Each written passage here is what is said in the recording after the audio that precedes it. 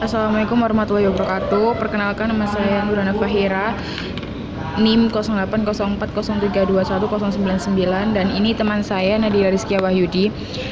Kami di sini akan mengobrol santai dengan membahas polusi yang ada di Kota Gresik.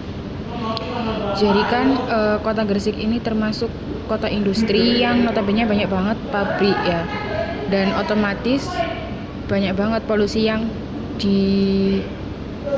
ada di Kota Gresik ini. Salah satunya yaitu polusi udara. Nah, menurut Mbak Nadira, gimana nih tanggapan atau pendapat tentang hal tersebut? Jadi benar ya, kalau Gresik itu termasuk kota yang polusinya itu tinggi, termasuk dari polusi udaranya. Itu juga diakibatkan karena Gresik sendiri itu termasuk kota industri. Seperti itu sih tanggapan saya. Oke. Dan melihat orang-orang ya yang banyak banget yang belum menyadari banyaknya polusi yang ada di Kota Gresik ini, kayak banyak yang masih pakai sepeda motor padahal itu jaraknya deket banget. Nah, itu tuh gimana, padahal ada angkutan umum atau bisa jalan kaki atau sepeda ontel. Itu bagaimana Mbak Nadira? Benar banget ya katanya Mbak Nafa ini juga.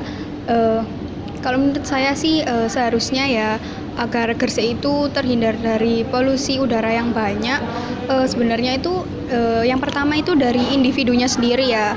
Kan semua itu harus dimulai dari diri kita sendiri, karena kalau mereka itu tetap abai, maka polusinya itu juga tetap akan naik, nggak akan berkurang. Terus kemudian itu kayak yang kedua itu jadi juga kayak gini, misalnya kita itu naik kendaraan umum, bukan malah naik kendaraan pribadi ya. Soalnya kalau semua orang maunya pakai kendaraan pribadi, polusi udara itu semakin banyak yang ditimbulkan dari kendaraan bermotor atau mobil tersebut sih. Kayak gitu sih Kak Nafa. Bener banget yang dikatakan Kak Nadira, kalau misal kita tuh harus mulai dari diri sendiri. Tapi menurut saya pemerintah juga harus turun tangan untuk mengatasi masalah polusi ini. Nah, menurut Kak Nadira nih, apakah setuju tentang pemerintah harus turun tangan mengatasi masalah polusi yang ada di Gresik? Iya ya, benar banget juga yang dikatakan sama Kak Nafa. Kalau pemerintah itu juga harus turun tangan. Karena apa? Ya supaya warganya itu juga ikut mengikuti. Contohnya itu yang ada di Jakarta ya, MRT gitu. Itu kan juga udah fasilitas dari negara. Terus kemudian itu warga Jakarta juga mengikuti. Kalau di Gresik sendiri kan masih belum ada ya. Ada sih sebenarnya kereta, tapi itu belum memadai lah untuk digunakan untuk berpergian kayak gitu sih. Mungkin Kak Nafa ada tanggapan lain? Iya sih, setuju banget ya yang dikatakan Kak Nadira ini. Terus juga di Gresik ini tuh kayaknya